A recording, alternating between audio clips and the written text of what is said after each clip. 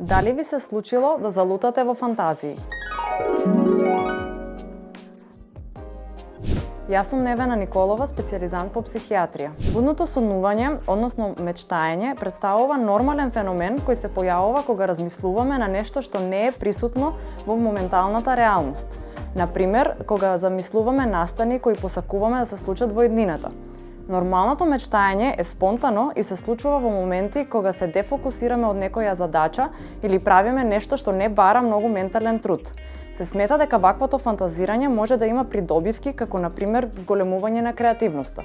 Но кога мечтаењето станува прекумерно, тоа завзема нов облик кој се нарекува маладаптивно мечтаење.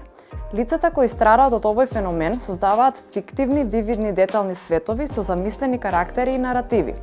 Тие минуваат долго време апсорбирајќи се во овие фантазии, до степен да ги запоставуваат вистинските проблеми и обврски, што може негативно да влијае на работата, на академскиот успех и на интерперсоналните врски.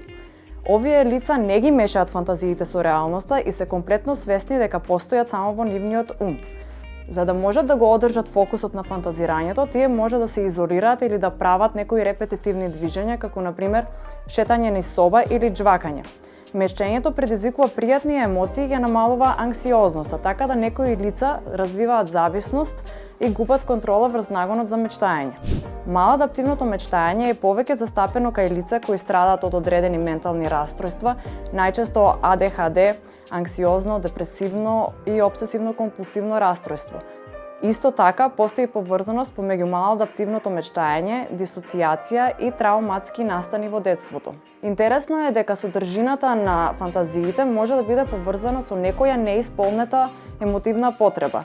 Например, лице кое страда од депресија и не чувствува возбуда во реалноста, може да фантазира дека е во некои опасни случувања, како например борба со опасни животни или бегство од опасни ситуации. Терминот маладаптивно мечтаење е релативно нов и потребно е уште истражување за да се открие зошто точно се јавува и како се третира.